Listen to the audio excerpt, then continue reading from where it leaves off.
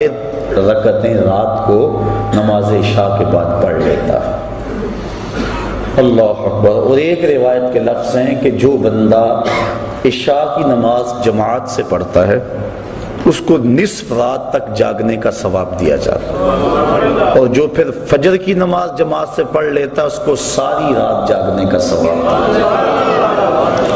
اس لیے عشاء کی نماز بھی جماعت سے اور فجر کی نماز بھی جماعت سے، اس کا اہتمام ہونا چاہیے۔ اور اللہ والوں کی ایک نشانی یہ ہے کہ وہ اپنی راتوں کو بیدار رہ کے گزارتے ہیں، خوف و طمع کے اندر اپنی راتوں کو گزارتے ہیں۔ والذین یقولون ربنا اصرف عنا عذاب جہنم، اور وہ کیا کہتے ہیں؟ اے اللہ ہم سے جہنم کا عذاب پھیر دے۔ راتوں کو عبادت میں گزارنے کے باوجود ان کے خوف اور ان کی خشیت کا عالم یہ ہے کہ پھر بھی عرض کرتے ہیں مالک ہم سے عذاب پھیر دے۔ وہ عبادت کی وجہ سے متکبر اور مغرور نہیں ہو جاتے کہ ہم اتنی عبادت کر رہے ہیں، کہا نہیں، وہ یہ دعا کرتے ہیں والذین یقولون، اور وہ جو عرض کرتے ہیں ربنا اصرف عنا عذاب جہنم، اے اللہ ہم سے عذاب جہنم کو پھیر دے، ہم اس کے سہنے کی سکت نہیں رکھتے، ہمیں یوں ہی معاف کر دے۔ حضرت غوث اعظم شیخ عبد القادر جیلانی رحمۃ اللہ تعالی علیہ اللہ کی بارگاہ میں عرض کرتے ہیں مالک مجھے نابینا اٹھانا قیامت کے دن، تیرے بندوں کے سامنے شرمسار ہوں گا۔ ہیں اعمال ان کے یہ، لیکن خوف اور خشیت کا عالم یہ۔ اللہ اکبر۔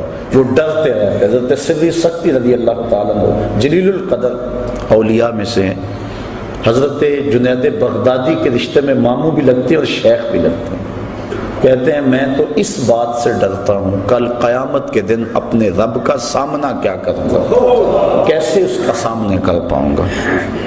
ساری دنیا اس بات سے ڈرتی ہے، لیکن شہر اقبال کے باسیوں، اقبال نے اس سے بھی آگے کی بات کہہ دی۔ اقبال کہتا ہے لوگ تو کہتے ہیں کہ یا اللہ حضور کی بارگاہ میں عرض کرتے ہیں کہ اپنی کملی میں مجھے چھپا لیں، میرے عیبوں کو چھپا لیں، قیامت کے دن میرا نامہ اعمال جو ہے وہ جب تلے تو آپ کرم نوازی فرما دیں۔ ساری دنیا یہ کہتی ہے، حضور سے بھی عرض کیا جاتی ہے، دکھڑے سنائے جاتے ہیں کہ میرے عیب اپنی چادر رحمت میں چھپا لیں، لیکن اقبال کی فکر دیکھیے، اس نے کہا کہ مالک ساری زمانے کے سامنے چاہے میرے عیب نشر ہو جائیں لیکن حضور کے سامنے نشر ہو۔ تو غنی از ہر دو عالم من فقیر، روز محشر عذر آئے من پذیر، گر تو می بینی حسابم ناگزیر، از نگاہ مصطفیٰ پنہاں بگیر۔ اے اللہ تو غنی ہے اور میں تیرا نیاز مند بندہ، بغیر حساب کے تو مجھے بخش دے تو تجھے کون سا بھار لگتا ہے، لیکن اگر میرا حساب لینا ضروری ہی ہوا تو میری گزارش یہ ہے کہ حضور کے سامنے نہ لینا، مجھے حضور رحمت للعالمین سے شرم آئے گا۔ کیسا عشق ہے اور کیسی محبت ہے جناب رسالت مآب صلی اللہ علیہ وآلہ وسلم سے۔ تو وہ باوجود عبادات کی کثرت کے یہ دعا کرتے رہتے ہیں والذین یقولون ربنا اصرف عنا عذاب جہنم، وہ کہتے ہیں مالک ہم سے عذاب جہنم پھیر دے، ان عذابہا کان غراما، بے شک اس کا عذاب گلے کا پھندا ہے، سخت ترین ہے عذاب جہنم کا۔ ساری رات عبادت کرنے کے باوجود بھی وہ یہی کہتے نظر آتے ہیں۔ یہ نہیں کہ وہ کہیں کہ ہمیں جہنم ہمارے قریب بھی نہیں آئے گی، وہ جہنم کا تمسخر نہیں اڑاتے اپنی خانقاہوں میں بیٹھ کے، وہ جنت کا مذاق نہیں اڑاتے بلکہ جنت کے طالب ہیں اور جہنم سے ڈرتے ہیں۔ حضور علیہ السلام سے بڑھ کر اللہ کا قرب رکھنے والا کون تھا، لیکن حضور بھی جہنم سے پناہ مانگتے رہے۔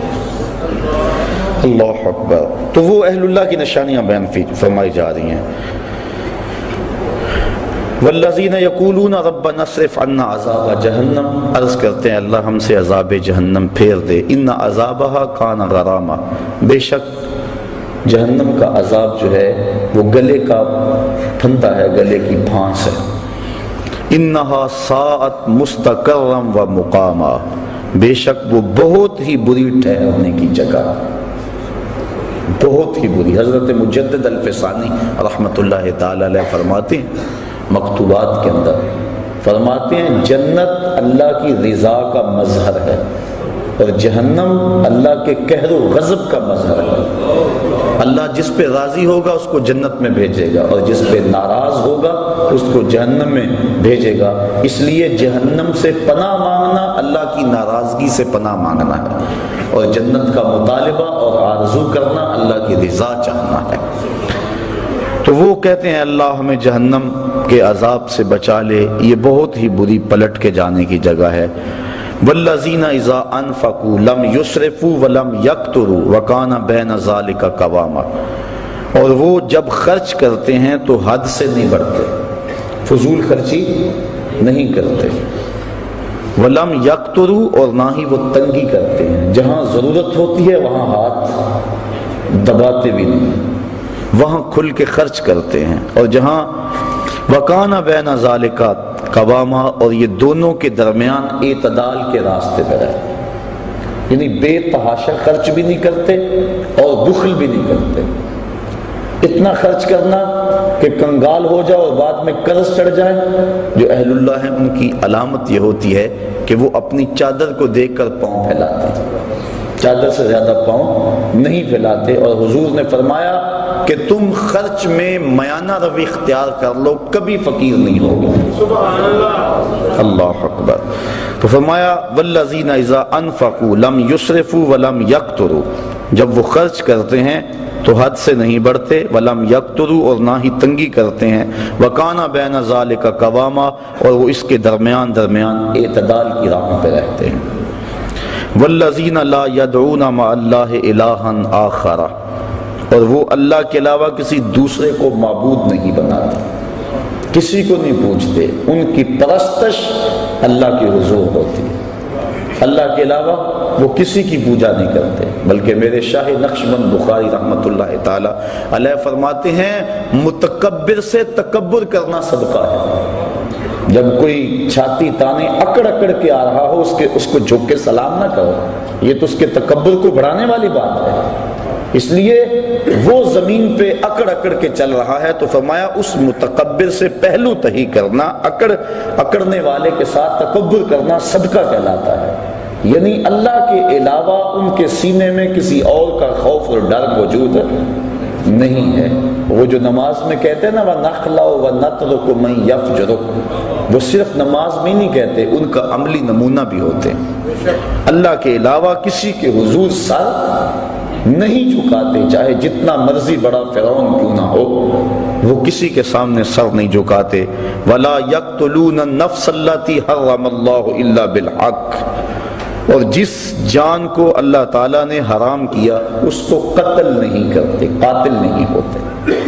وہ تو بڑے نرم دل ہوتے ہیں، وہ تو شاخ سے پھول بھی توڑے تو ان کا دل دکھتا ہے، کوئی بھی توڑے، وہ تو اس قدر حساس ہوتے ہیں، قتل کے حادثے سے کم تو نہیں، شاخ سے گل کا جدا ہونا، وہ تو اس بات کا بھی احساس رکھتے ہیں، وہ تو کسی کو تکلیف بھی نہیں دیتے، کسی کا حق غصب نہیں کرتے، جائے کہ کسی کو قتل کر دیں۔ وَلَا يَقْتُلُونَ النَّفْسَ الَّتِي حَرَّمَ اللَّهُ إِلَّا بِالْحَقِّ، مگر حق کے ساتھ۔ حق کے ساتھ کیا ہے؟ شادی شدہ زانی کو قتل کیا جائے، قتل کے بدلے میں قتل کیا جائے، یا جو ارتداد کی راہ اختیار کرے باغی ہو اس کو قتل کیا جائے، اس کے علاوہ وہ کسی کو قتل نہیں کرتے۔ وَلَا يَزْنُونَ، اور وہ زنا نہیں کرتے، نہ ان کی نظر زنا کرتی ہے، نہ ان کی سوچیں زنا کرتی ہیں، نہ ان کے خیال زنا کرتے ہیں، اور نہ ان کے اعضائے بدنیاں زنا کرتے ہیں، وہ پاکیزہ ہوتے ہیں، تبھی تو اللہ کا قرب پاتے ہیں۔ اللہ کا قرب وہی پائے گا جو من کا ستھرا ہوگا، اور جس کے من پہ ایسے داغ اور گند لگے ہوں گے وہ اللہ کا قرب کیسے پائے گا؟ اس لیے ان کی نشانی بیان فرما دی، وَلَا يَزْنُونَ، اور وہ زنا نہیں کرتے، اس فعل کبھی میں مرتکب نہیں ہوتے۔ اور حدیث میں آتا ہے جب زانی زنا کرتا ہے تو اس سے ایمان نکل جاتا ہے، بدترین فعل ہے، اور قرآن مجید نے اس کو کھلی بے حیائی کہا۔ تو جو اہل اللہ ہیں وہ اس فعل کبھی کے اندر کبھی بھی مبتلا نہیں ہوتے، اور صرف زنائے معروفہ ہی نہیں بلکہ ان کی نظر بھی بچتی۔ حضرت امام محمد بن حسن الشیبانی امام اعظم ابو حنیفہ کے پاس پڑھنے کے لیے آئے۔ ابھی عمر چھوٹی تھی اور چہرے پہ داڑھی کا سبزہ نہیں اگا تھا، اور اس عمر کا بچہ اگر خوبصورت ہو تو وہ عورت کی جگہ پہ ہوتا ہے، بلکہ اس کے ساتھ بہت سارے فتنے وابستہ ہوتے۔ تو امام صاحب نے فرمایا کہ تم ضرور میرے پاس پڑھو لیکن میرے سامنے نہیں بیٹھنا، اس ستون کی اوٹ میں بیٹھو تاکہ تمہارا چہرہ مجھے نظر نہ آئے۔ اسی لیے امام اعظم ابو حنیفہ اور امام محمد کو طرفین کہتے ہیں کہ طرف میں بیٹھتے تھے۔ وہ پڑھتے رہے، 2-4 سال گزر گئے۔ ایک دن رات کا موقع تھا، چراغ جل رہا تھا اور امام محمد کا سایہ امام اعظم کے آگے پڑا۔ سائے پہ نظر پڑی تو سائے میں داڑھی کے بال نظر آئے۔ کہا بیٹا محمد تمہیں داڑھی آ گئی ہے؟ حضور سال ہو گیا ہے۔ کہا اب میرے سامنے بیٹھا کرو۔